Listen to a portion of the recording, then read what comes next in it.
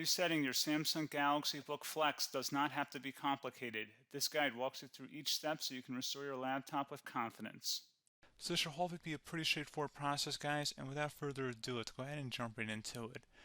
It's supposed to not delete your personal files. I strongly suggest you create a backup of any important files or documents before you proceed, because even though it might say that it's going to save your personal files, there's no guarantees that it will, so just keep that in mind, and we're going to go ahead and jump right into it.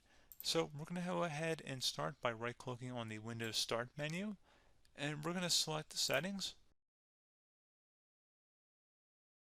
You want to select System, and then on the right side, scroll down until you get to Recovery.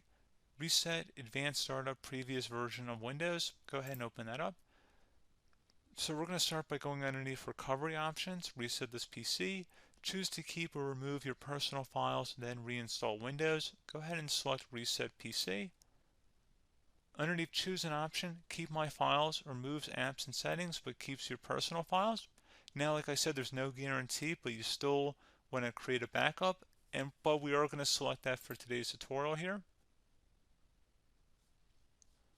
And it's going to ask how would you like to reinstall Windows. I usually do a local reinstall, so that's what I'm going to select. And current settings is going to reinstall Windows from this device, and then we're going to select next again. This shouldn't take too long here, guys. And resetting will change settings back to their default, keep personal files, reinstall Windows from this device, remove all apps and programs, and you can also view what apps will be removed. This will take some time and your PC will restart. These are the apps that will be removed, so take note of that. So you're definitely going to have to reinstall some stuff once it's done. So it looks like I accidentally closed out of there, so I'm just going to go back to exactly where we were. And we're just going to go ahead and proceed with the reset here and select reset.